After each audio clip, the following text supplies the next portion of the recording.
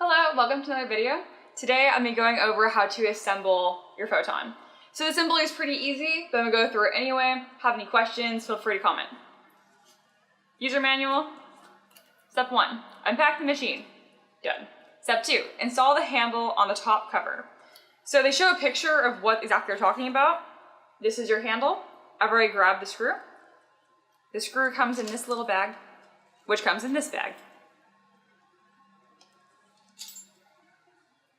In order to open it in the beginning here, since there's no handle, you kind of just like grab the top of it. All right, and the handle is on.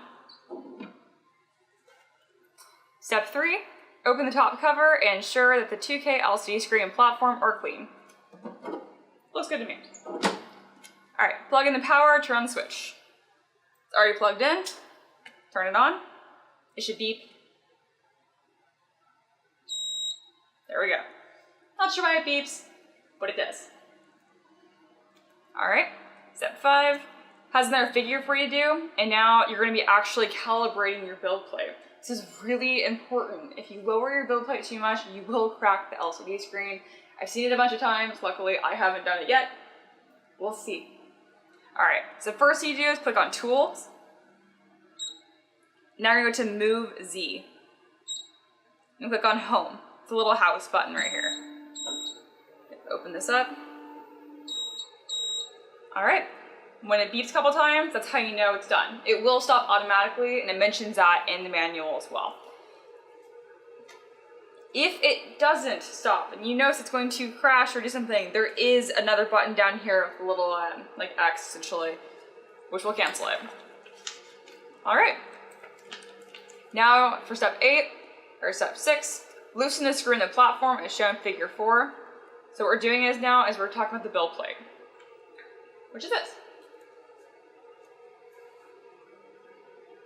You're gonna loosen this screw using an Allen wrench. There's 2 Allen wrenches. Pretty sure it's this one.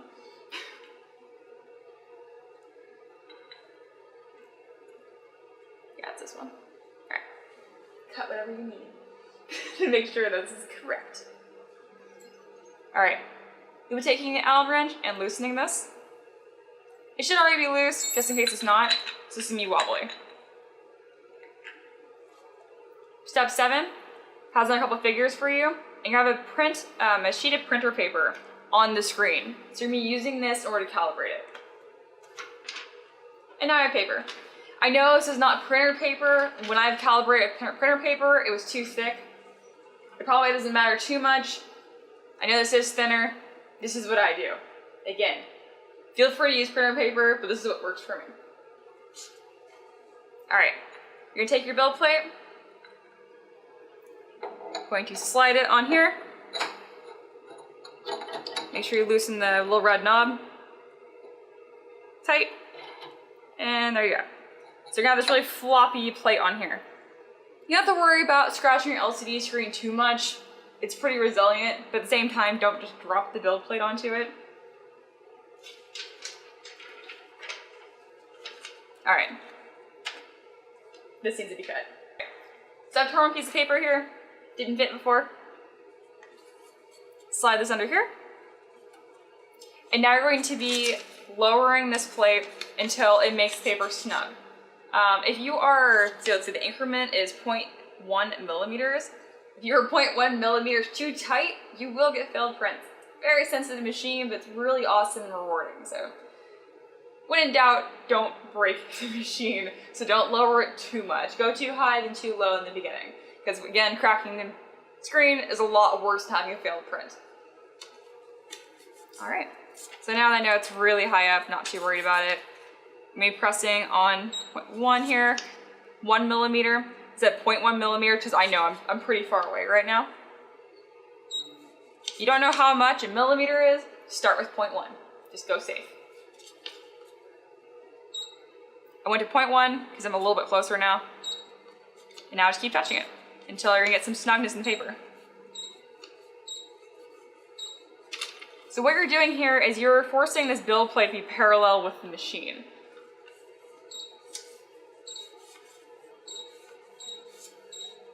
All right, so see there's some snugness starting to happen here. I'm gonna go one more to see what that feels like. There we go. So see when I pull that, it's pulling the build plate.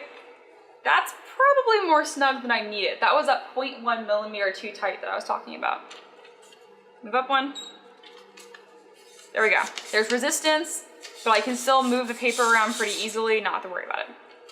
All right, let's see what it wants to do next. So what you're gonna do next is take the Allen wrench and tighten the build plate.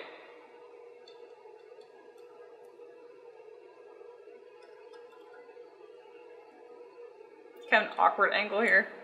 Fast forward this. It's such an awkward angle to try and get it tight. There. There we go. Do this one first. Other one to tighten it. Hey! What? You know about that. The other one didn't work.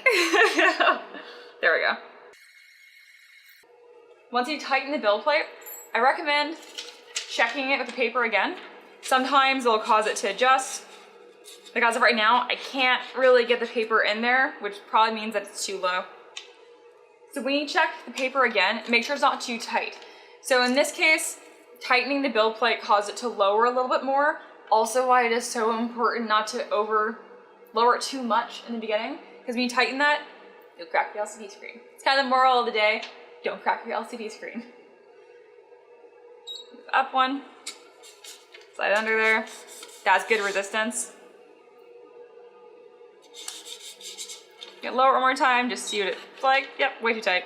Up one, I like how it feels. All right, that is how you level your build plate. So now we're dealing with step 10, which is double check. Very similar to what I'm doing. Exactly what I just did actually, just test paper one more time.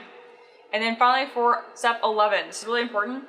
You're gonna hit this back here and then hit Z equals 0. Yes, that's it. It doesn't beep when you click on yes. It did work. It doesn't feel like it worked, but it did. If you don't totally understand what the Z equals 0 versus home, what that means, there is a diagram here that like really clearly explains that. So Z equals 0 is going to be the absolute lowest it gets. Home is actually going to be above your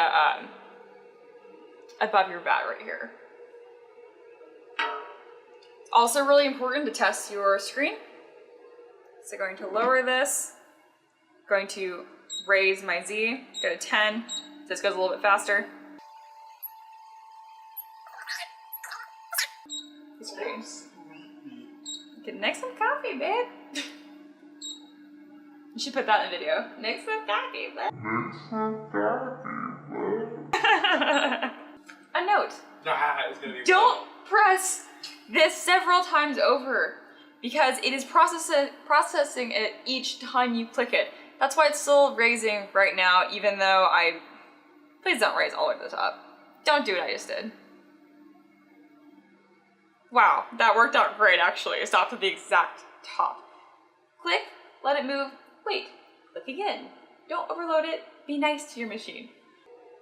So as you can see, there's a big glob of lubricant right there, probably put petroleum jelly. That is to make sure that your Z-axis here isn't going to squeak or scream as this build plate moves up and down. In that case, that is way too much. Make sure you take that off and check for it. So next step is to check that your LCD screen actually works. Lower your VAT, click on Tools, UV detection, 3 seconds is fine, next. So this image should match the image lighting up in there, and it did. So the last thing you're going to do is install your VAT. That made a fun sound. All right, lift this up. Make sure your LCD screen is clean. Make sure this is clean. It's good tension on here. Go ahead and just slide that in. Make sure your screws are up so it's not scratching too much. Pretty much just sounds like that. I push it all the way back. You don't have to worry about hitting the axis there. You'll hit the fan before you hit that, so you're fine. And just lower these. All right, now that the resin vat has been installed, all you need to do next is put on gloves and pour in some resin. So that's a basic assembly of how you install your Anycubic Photon. Any questions, like always, comment below. I'll get back to them as soon as I can. Thank you.